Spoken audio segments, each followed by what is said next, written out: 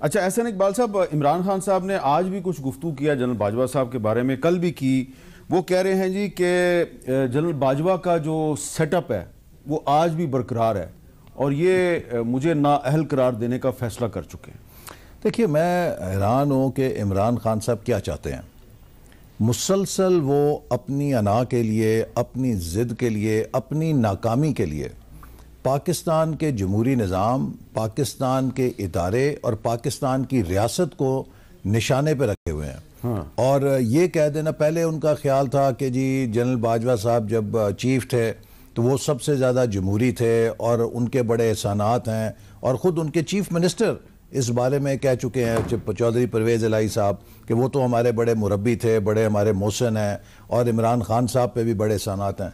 फिर इमरान खान साहब को उनमें नकाइस नज़र आने शुरू हो गया कि जी सब कुछ, पहले वो अमेरिका की साजिश थी, फिर वो जनरल बाजवा की साजिश हुई, अब पता नहीं इसके बाद किसकी साजिश होगी। तो मैं नहीं समझता कि कोई उनकी बात में कोई अब संजीदा आदमी, ज़ी शऊर आदमी इमरान खान साहब की किसी बात को संजीदगी से लेता है, क्योंकि वो अपनी मुसलसल नाकामियाँ देख रहे हैं और अब उनको नज़र आ रहा है कि उनके गिर्द घेरा तंग हो रहा है, क्योंकि उनके जो स्कैंडल सामने आ चुके हैं, जो उनकी बदउनवानियाँ सामने आ चुकी हैं, अब वो एक लीगल प्रोसेस में चली गई हैं। तो वो सिर्फ पेशबंदी कर रहे हैं, जैसा कि जो उन्होंने अमेरिका की साजिश थ्योरी है वो इस खौफ के बिना पे घड़ी थी कि जो उन्होंने अमेरिका में फंड रेजिंग के अंदर बेकायदगियाँ की हुई हैं और जिनकी इन्वेस्टिगेशन हो रही है। इसी तरह आरिफ नकवी साहब इस वक्त बरतानिया और अमेरिका के लिए मतलूब हैं और उन्होंने इनकी बहुत ज़्यादा फंडिंग की हुई है। तो इनको खौफ था कि अगर उनकी तफ्तीश में मेरा नाम निकल आया और मेरा कोई नोटिस निकल आया तो मैं कह सकूंगा देखो अमेरिका तो मेरे खिलाफ था, हुकूमत उल्टा रहा था, मैं उसके खिलाफ खड़ा था,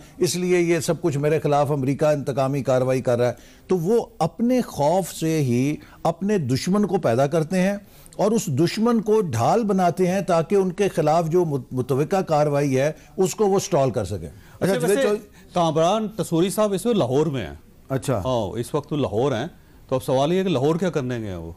वैसे बताएं, आप बता दें। क्या पता, मैं ऐसा साहब से पूछे। अच्छा ये बताएं पूछे कि वो लाहौर में क्या। अच्छा जवेद चौधरी साहब, आपका 27 दिसंबर का जो कॉलम है 2022 27 दिसंबर, जनरल बाजवा के 2 NRO, उससे बड़ा आपने तहलका मचा दिया इस कॉलम के जरिए। तो इमरान खान साहब जो हैं उन्होंने शायद इसी कॉलम की बैकग्राउंड में ये आज कहा है साफियों से कि मैंने ऐसा क्या किया था कि जनरल बाजवा मुझे NRO दे। तो आपने तो कहा कि जनरल बाजवा ने इनको NRO दिलवाया है। नहीं, वो जाहिर है इमरान खान साहब तो उस वक्त तक प्राइम मिनिस्टर नहीं बने थे जी, उससे पहले 2017 में। हाँ जी, 2017 में उनका केस चल रहा था। हनीफ अब्बासी साहब ने केस किया था उनके ऊपर कि ये सादिक और अमीन नहीं रहे, और उसमें उन्होंने सारे जो असासे थे इमरान खान साहब के वो उसके प्रूफ रखे।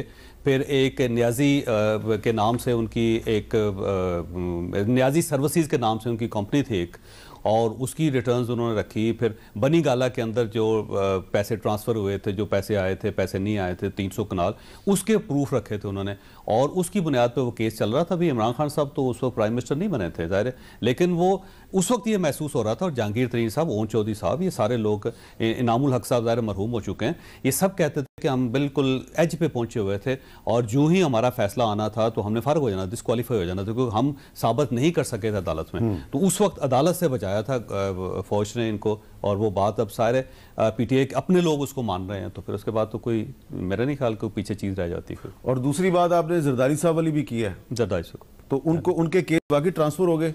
जरदारी साहब का इशू ये है कि जरदारी साहब की जमानत हो गई थी, उसके बाद उनकी जमानत हो गई थी, फिर वो कराची चले गए। तो उससे पहले आपको पता होगा कि सुप्रीम कोर्ट ऑफ पाकिस्तान में उन्होंने एक दरख्वास्त दायर की थी कि मैं अलील हूँ तो मुझे कराची जाने की इजाज़त दीजिए, मेरे केस वहाँ पे शिफ्ट किया जाए। तो अदालत ने वो दरख्वास्त उनकी रिजेक्ट कर दी थी। अच्छा, जब वो रिजेक्ट हुई तो उसके बाद फिर ये डील हुई। जब ये डील हुई तो फिर उनकी जमानत हो गई। जमानत के बाद वो कराची चले गए और उनके केस यहाँ पे चलते रहे, इसमें कोई शक नहीं। और फिर उनके केसेस के ऊपर फैसले बाद में हुए।